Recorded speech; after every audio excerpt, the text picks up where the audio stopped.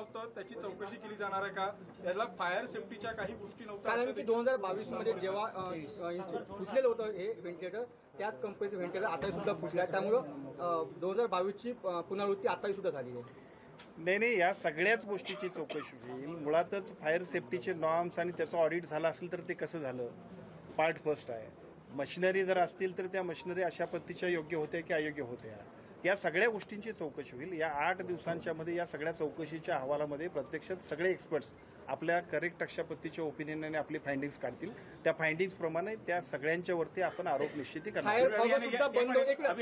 Fire फॉगस जे होते ते सुद्धा बंद होते. जर फायर फॉगस सुरू असेल तर काही प्रमाणात आग विझली असते. अगदी बरोबर आहे. एखादी ज्यावेळेला आपण ही आस्थापना सुरू करतोय त्यावेळेला त्या आस्थापनेमध्ये ह्या सगळ्या गोष्टी असणं अपेक्षितच आहे. आणि जर ते झालं नसेल चालू तर का नाही झालं चालू, पण प्रत्यक्ष याच्याबद्दलची जी काही एक्सपर्टची टीम आहे त्या एक्सपर्टच्या टीमचं ओपिनियन घेऊन आपण त्याच्यावरती पुढे पहले सर उसका सायरन भी सर एक मिनट सायरन भी नहीं बजा क्या सर सायरन भी नहीं बजा क्या? धुएं को लेके आता है जो धुएं को लेके जो सायरन बजता पहले वो सायरन भी फेल था क्या? पानी तो दूसरा पार्ट है, उसके पहले पार्ट यदि धुआं निकलता तो सायरन भी आता है. बिल्कुल ठीक है, वो भी फेल हुआ. बिल्कुल आप बराबर बोल रहे हैं. सायरन तो पहले बजना ही चाहिए, उसके बाद स्प्रिंकलर की बात होगी. ये दोनों अगर अगर नहीं हुआ है तो उसके लिए भी जो कुछ प्रॉब्लम है उस प्रॉब्लम के मूल तक जाएंगे और हम लोग उस पर कार्रवाई. मुख्य कारण कोई मालूम पड़ा कि आग क्यों लगी? आज अभी हम नहीं कह सकते, एक्सपर्ट की टीम. कहानियां जो चल रही है उस पर साहब के वेंटिलेटर फूट गया, वेंटिलेटर ब्लास्ट हो गया. हाँ, इसमें कितनी सत्यता है? वेंटिलेटर के ब्लास्ट होने के क्या उसमें कोई भी ऐसा ज्वलनशील पदार्थ या गैस नहीं है, उसमें चैम्बर नहीं है कोई भी, यानी कोई बात को छुपाया जा रहा है कि वेंटिलेटर को सामने रखे. आणि ज्या कंपनीचे व्हेंटिलेटर सातत्याने आपण घेतो आहे ते जिथे आता घटना घडलेल्या आहेत त्या लहान मुलांच्या सुरक्षेच्या विभागात घडलेल्या आणि तिथल्याच व्हेंटिलेटरमध्ये प्रॉब्लेम येतो आहे. आणि 2023 मध्ये पण याच कंपनीला गोंदिया में भी यही आया था प्रॉब्लम. 2023 मध्ये तरी भंडारा किलर कंपनीचं व्हेंटिलेटर किलर कंपनी नहीं, वेंटिलेटर में आग लगने के लिए कुछ नहीं है ना. वेंटिलेटर क्यों सामने आ रहा? वेंटिलेटर में आग लगने के लिए ऐसा कुछ नहीं सर. कोई त्यांना बोलू द्या. नाही, माझी आपल्या सगळ्यांना विनंती आहे की जी घटना घडली ती अतिशय दुर्दैवी आहे. त्या घटनेतल्या दुर्दैवीपणातनं काही गोष्टी आम्हाला शिकाव्या लागतील आणि काही गोष्टींबद्दल जे याच्यामध्ये दोषी असतील त्यांना सुद्धा जबाबदार धरावं लागेल. मग व्हेंटिलेटरचा विषय असेल, इलेक्ट्रिसिटीचा विषय असेल, आमच्या यंत्रणेतले दोष असतील, जे दोषी असतील त्या कुठल्याही दोषीची गय केली जाणार नाही. कारण जी घटना घडली आम्ही बाकी सगळं करू, परंतु त्या 3 मुलांचं आणि त्यांच्या कुटुंबियांना आम्ही नाही काय करू शकत. याच्या इतकं दुर्दैवी दुसरं कुठलं हो.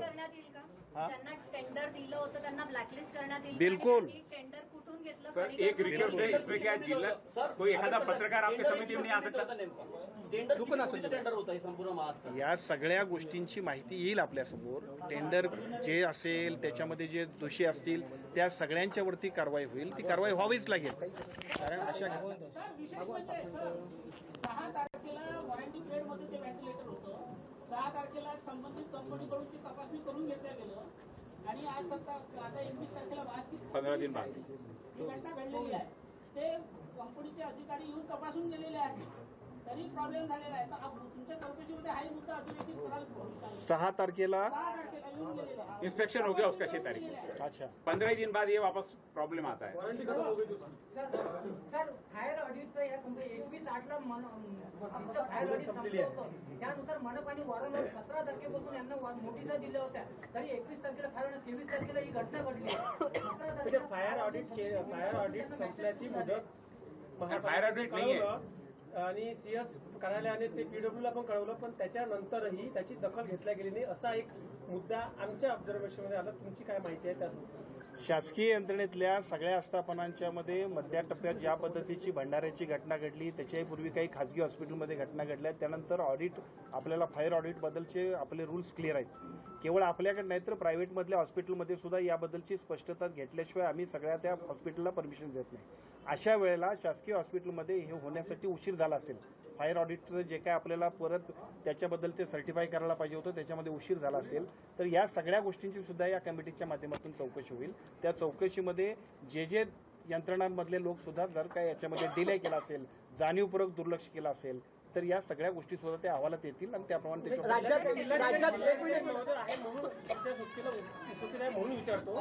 माहिती अशी आहे की जेव्हा सीएस कार्यालयाने पीडब्ल्यूला हे कळवलं की आमचं संपलेलं आहे, मुदत संपलेली आहे, त्यावेळेला निधी नाही अशी काहीतरी कारण देऊन ते टाळल्या गेलं आतापर्यंत अशी माहिती आहे. त्या संदर्भात हा निधी नसेल आणि म्हणून जर फायर ऑडिट रिनोव्हेशन नूतनीकरण होत नसेल तर मग ती जबाबदारी मग प्रशासनाची धरून कसं चालणार?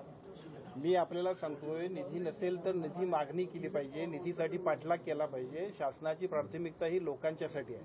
निधी आपण देतोय ते यासाठीच देतोय. त्यामुळे माझी आपल्याला म्हणजे मी आपल्या माध्यमातून एवढंच सांगेन